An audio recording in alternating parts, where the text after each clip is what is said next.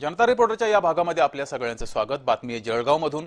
जळगावमध्ये मोठ्या प्रमाणात पाण्याची समस्या आहे। जळगावातील आसोदा गावात मोठ्या प्रमाणात पाणी टंचाईची समस्या निर्माण झाली आहे। गावात 20 ते 25 दिवसांनी पाणी पुरवठा होतोय।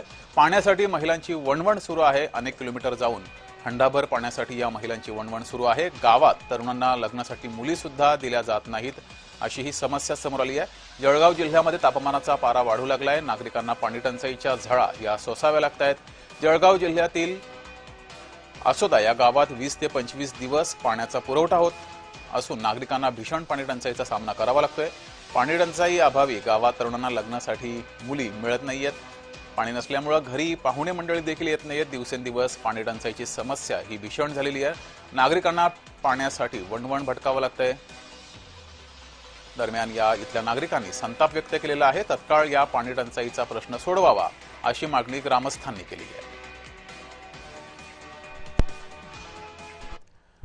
तर आसोदा गावातील महिलांनी संताप व्यक्त केलेला आहे, पाहूयात। ये तो लोयस 12-13 वर्ष झालं पाणीच नाही दादा आसोद्याला। आम्ही विकत पाणी घेतो प्याले आणि हे धुवायला आणवा, ह्या दोंडी येत आणवा। आता मी प्याचा आणलो 10 रुपये दिसून। पाण्याचा खूप प्रॉब्लेम गाडी, त्यासाठी मी त्यांना म्हणते जळगाव खोली पहा। आम्ही अडलेनी राहणार काही निंबोऱ्याचे, पण हे पोट भरासाठी आलो इथे। इथं ना खूप टंचाई आहे पाण्याची। मी बाहेर गावची आहे, मी आईकडे आली आहे, पण आम्हाला राहायलाच भेटत नाही। आम्हाला पाण्यामुळे जास्त त्रास होतो, म्हणून आम्ही राहतच नाही। 2 दिवस किंवा 1 दिवस मध्ये परत जावं लागते।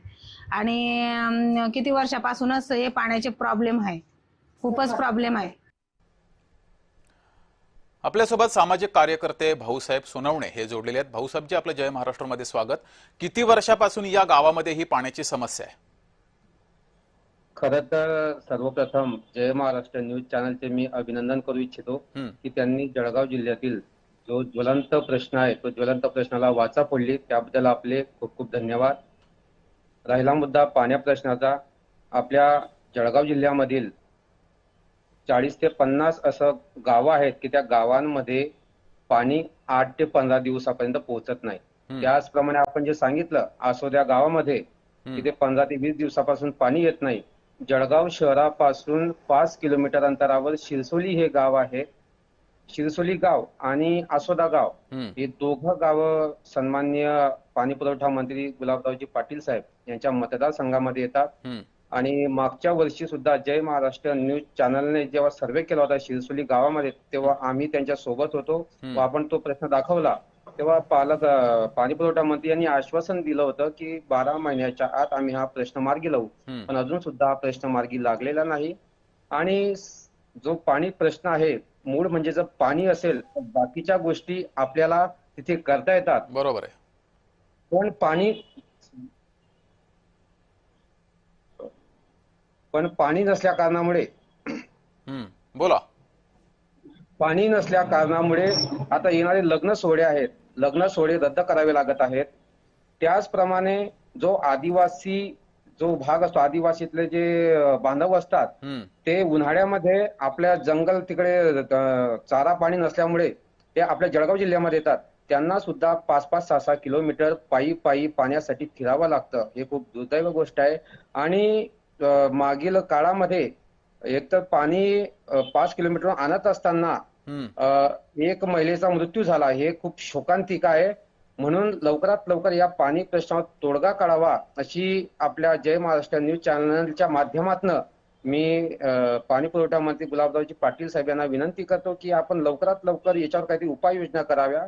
कारण की जळगाव जिल्ह्यामध्ये पाणी पुरवठ्याच्या ज्या काही योजना आहेत 100% व्यक्ती 55 ते 60% योजना ह्या पूर्ण झालेल्या आहेत आणि 40 ते 45% योजना ह्या बंद अवस्थेमध्ये आहेत। याचं कारण असं आहे की महाराष्ट्र शासनाने त्यांचे जे कॉन्ट्रॅक्टर असतील त्यांचे पैसे अजून अदा केले नाहीत, म्हणून तो भूदंड काय सर्वसामान्य जनतेला भोगावा लागत आहे। म्हणून पाणी पुरवठ्याची समस्या इथे खूपच बिकट आहे। एक वेळा मरण परवडेल, पण पाणी पाहिजे, कारण की पाणी शिवाय माणूस जगूच शकत नाही। म्हणून हा खूप मोठा ज्वलंत विषय आहे। जे मात्र भाऊसाहेब, नेमकं कारण काय आहे या गावामध्ये पाणी समस्या होण्याचं? आजूबाजूला धरण नाहीये की नियोजन चुकते, नेमकं काय कारण आहे? जळगाव शहरापासून हतनूर धरण हे काही किलोमीटरच्या अंतरावर आहे. बरं. त्याचप्रमाणे जे आपण आसोद्या गावाचा उल्लेख केला, आसोद्या गावापासून 5 ते 6 किलोमीटरवर शेळगाव बॅरेज हे धरण बांधलेलं आहे. बरं. याचा विषय असा आहे की नियोजनामध्ये कुठेतरी तफावत आहे, कुठेतरी अभाव आहे. त्याचा योग्यरित्या पाठपुरावा होत नाही. फक्त निवडणुकीच्या टायमाला मतदार राजांना सांगायचं की आम्ही आपलं जे काही असेल पाण्याचं आश्वासन 100% पूर्ण करू, पण एकदाची निवडणूक झाली की जनतेला वाऱ्यावर सोडतात, हे काही योग्य नाही असं मला वाटतं. जी, मात्र भाऊसाहेब, मग या गावकऱ्यांची स्थिती अशी झाली आहे की धरण उशाला कोरड घशाला अशी स्थिती झाली आहे. हे धरण जर गावापासून 3-4 किलोमीटर अंतरावर असेल तर मग या धरणाचं पाणी जातं नेमकं कुठे? तेच मी तुम्हाला सांगतोय, कारण की धरण यांनी बांधलं, हम्म. पण ज्या धरणापासून जर आसोदा गाव तो जर तुम्ही बघितलं 4 ते 5 किलोमीटर, जर यांना जर वाटत असलं म्हणजे अधिकारी वर्गांनी जर ठरवलं तर 5 किलोमीटर पर्यंत पाईपलाईन जर त्यांनी शेळगाव बॅरेज पासून आसोदा गावापर्यंत केली तर आसोद्या गावाला दिवसाला 2 वेळेस पाणी मिळेल.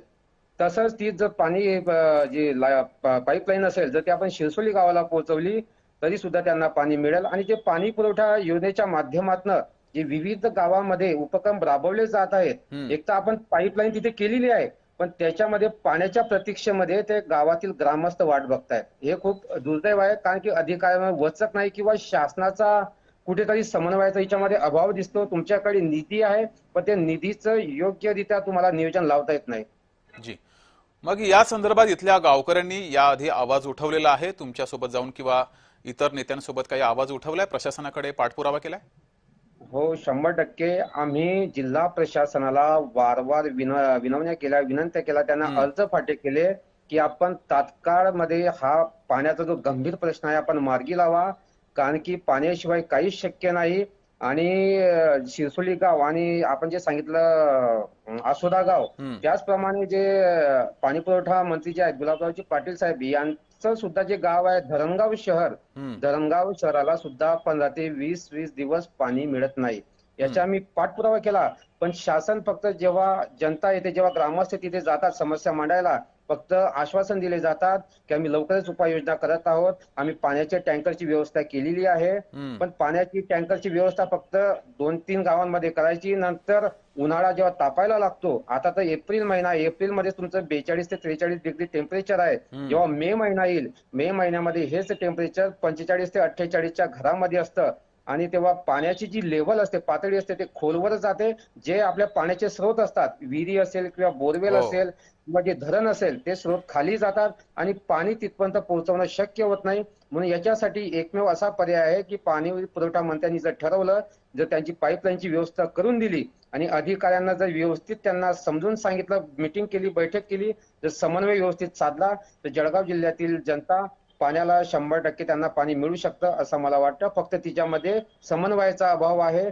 अधिकाऱ्यांनी थोडंसं मनावर जर घेतलं तर हे काहीच शक्य नाही, मला असं वाटतं. जी, मात्र भाऊसाहेब, पाणी पुरवठा मंत्री जळगावातील आहेत. या ग्रामस्थांनी तुम्ही पाणी पुरवठा मंत्र्यांच्या कानावरती हा विषय घातलेला आहे का? त्यांचं नेमकं त्यावर उत्तर काय आलंय? आम्ही ग्रामस्थांच्या सोबत विविध प्रकारचे पाणी हा जो प्रश्न आहे, ज्वलंत प्रश्न, याच्यावर आम्ही विविध प्रकारचे आंदोलनं केली, निवेदनं दिली आणि मंत्री महोदयांना सुद्धा आम्ही याच्याबद्दल सांगितलं, विचारणा केली. मंत्री महोदयांनी सांगितलं की आम्ही लवकरच याच्यामधून वाट काढू, थोडा वेळ जाऊ द्या, आमचे कामं प्रगतीपथावर आहेत. पण 10 वर्षापासून मंत्री असून सुद्धा आपल्या गावाला म्हणजे ते पाणी पुरवू शकत नाही, हे जळगाव जिल्ह्याचं दुर्दैव म्हणावं लागेल. मंत्री आहे पण ते पाण्याचा अभाव आहे असं मला वाटतं. ठीक आहे भाऊसाहेबजी, खूप खूप धन्यवाद. तुम्ही आमच्याशी बोललात, वेळ दिलात त्याबद्दल. धन्यवाद.